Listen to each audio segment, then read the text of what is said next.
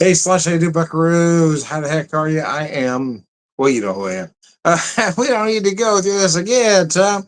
But so here's what I got. And the best thing I can call this is it's not a Sazerac. So, but I did use the Sazerac as an inspiration. As you can see, I have the lemon peel as a garnish. I did use that lemon peel, but it's not. I took it and I used it for everything it had, but the sense rack it doesn't go in the cocktail, so here it won't either. So we're just going to get rid of that altogether. But here's what I did: so I had an idea, and I had some 110 proof Arkansas Lightning from Rocktown Distillery that I had about a half a bottle of.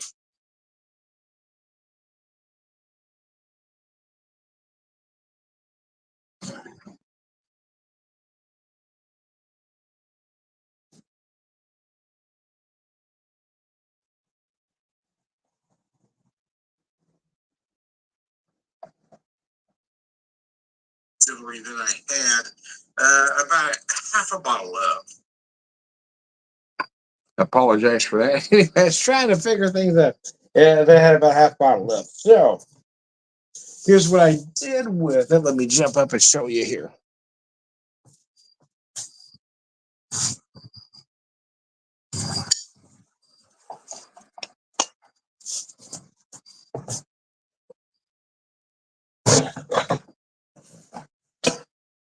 So I used this Rocktown and I added about an equal amount of, well, simple syrup, hazelnut simple syrup to be more concise. So I essentially made a hazelnut simple, or not simple, a hazelnut liqueur rather. He's a hazelnut simple dropped in here. So I made a hazelnut liqueur out of the rest of the Arkansas Lightning.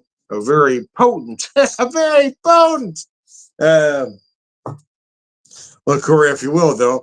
So the whiskey I'm using for this is the Rocktown Single Barrel Cask Bourbon. So again, another reason I'm not calling it a Sazerac is, well, one, my sweetener is a homemade liqueur, and the other one is I'm using a cask bourbon on a rye. So, but I am using the idea of a Sazerac. I did do.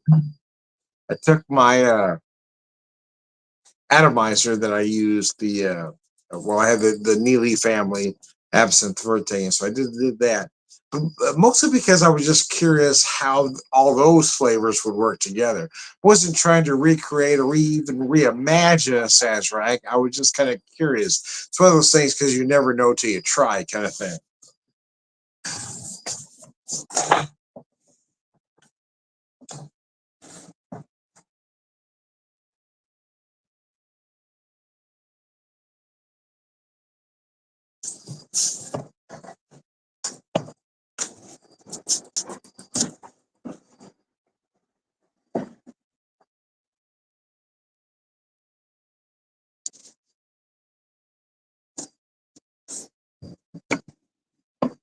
So anyway, here's what we have.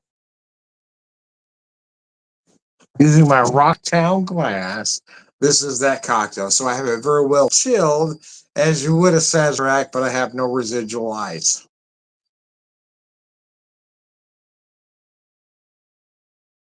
Oh, that's interesting. That's nice. Yeah.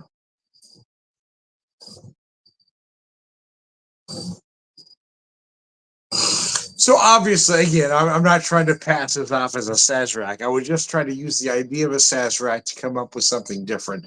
I came up with the idea for this hazelnut liqueur using about, again, half a bottle of that and adding the simple to it and hazelnuts to hope it would permeate, make me a nice hazelnut liqueur. And I like kind of what it's done here. It gives me those nice little nutty notes.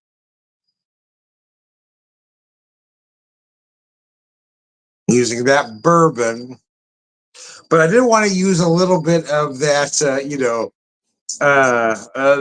absinthe, using that atomizer just to give it that hint as well to see how that would change the game.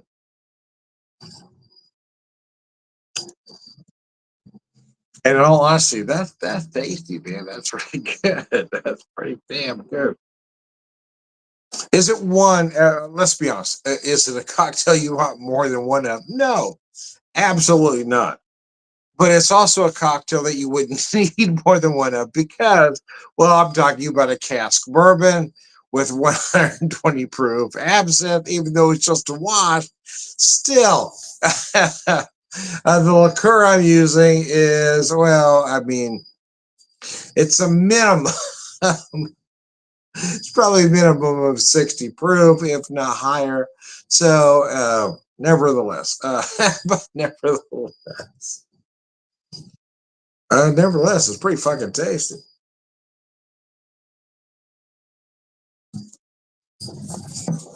Uh, so Saturday night, I hope everybody's doing all right.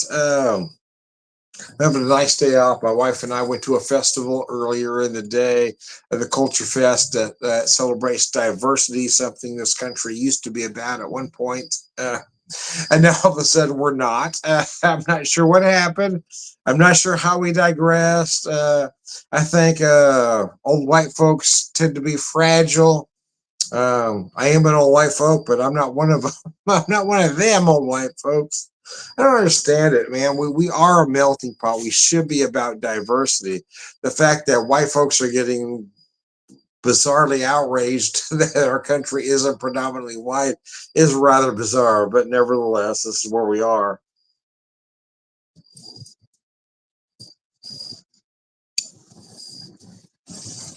Um, People want to point out percentages in crime, right? Well, these people do this, these people do that. The fact is that white people do more damage than anybody else, and you can use the spin game any way you want, but it's us all white folks that have done more damage to this country than anybody else. Accountability is a problem, right? Accountability. Everybody talks about accountability, but very few people want to actually be accountable for their actions. And again, this is where we're at in this country. Is us old white folks don't want to be accountable for the horrendous things we've done or perpetrated or have allowed to happen. It's not the minorities. It's not people. It's not people that are different than we are causing the problems. It's us causing most of the problems, which is the problem, right? Is because you've got those folks causing the problems that won't admit they're causing the problems. Anyway, what are you going to do about it, Tom? Hell, I don't know. I mean, I'll speak my mind. I'll probably even get fired at some point for speaking my mind. But the truth is, I don't have a lot of power on my own. But as a group, we do have the power, and that's what needs to happen at this moment in society. Is that those of us need to come together and decide what's going on in this country is abjectly wrong. There's a lot of wrong going on, and we need to fix those problems. We need to decide that bigotry is wrong. We decide that racism is wrong. We decide that a lot of things are wrong and decide to fix those problems. And until we decide to do that, we're gonna remain that fractured society that we are. Because there is a certain segment of society as we speak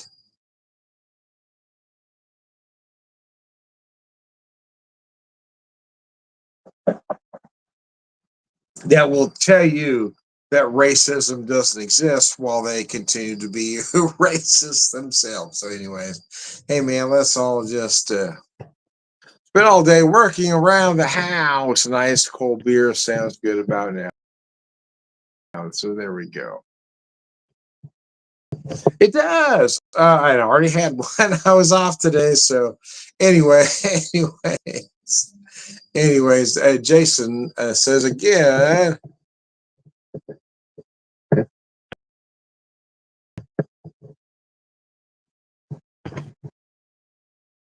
Have an Oktoberfest. Yeah, it is that season. At my brewery, at the brewery I work at, I should say, we our medicine just ran out of gas. It just died today. So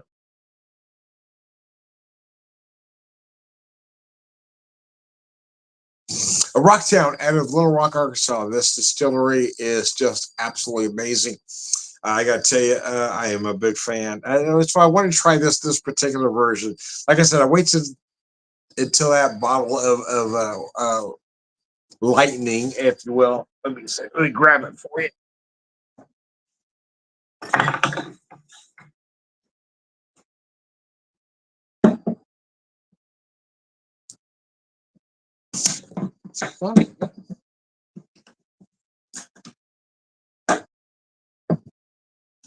I went to a bottle of they call it white lightning, got to about half, and then I added the hazelnut simple to it, and then but I had this Neely's absinthe that I used.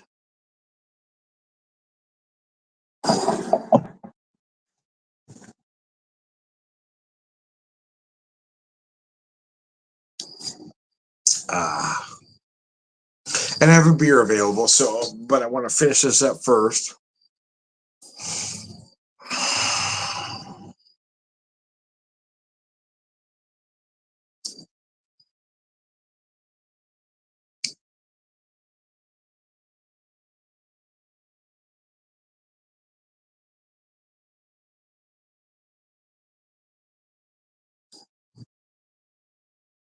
As we approach the holidays, yeah, holidays tend to get rough for my wife and I.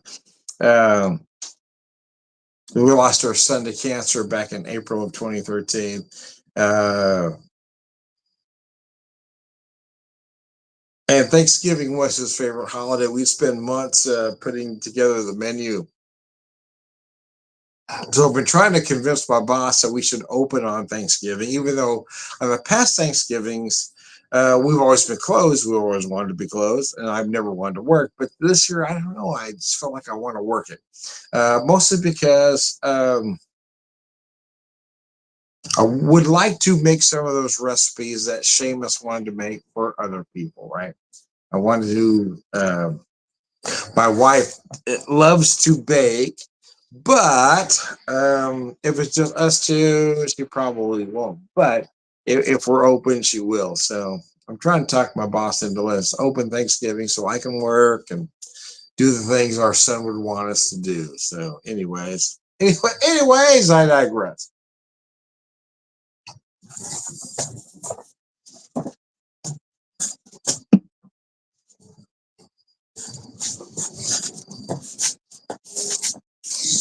So I had a beer, a very light one to have with you from Hold Fast Brewing. This is a Ryu rice lager at 5%.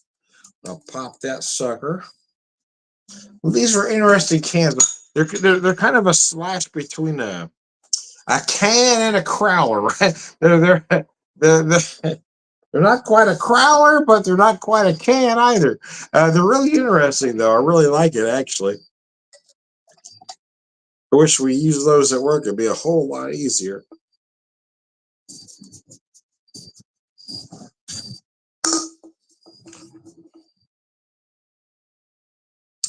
So rice lager, think Sapporo, think Kirin, but think better, right?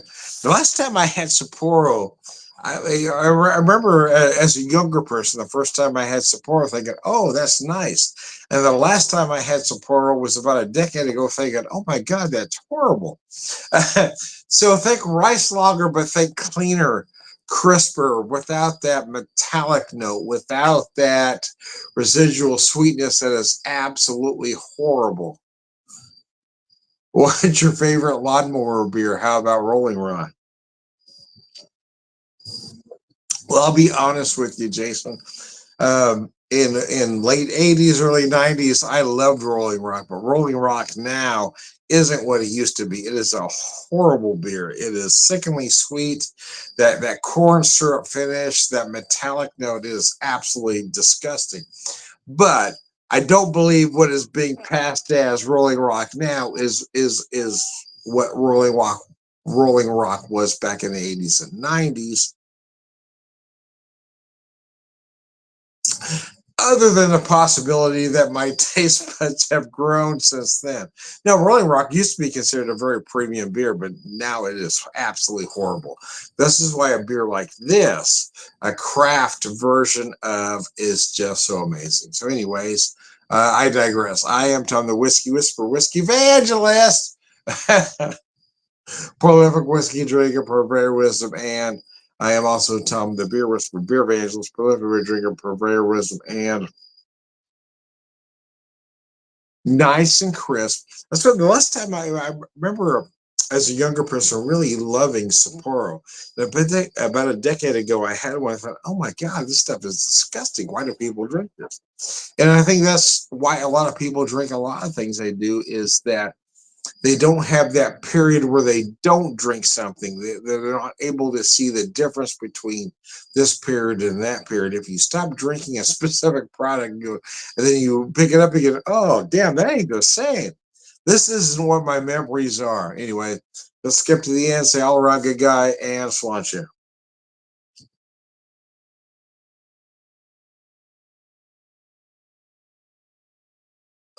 Have a good one, guys. Thank you.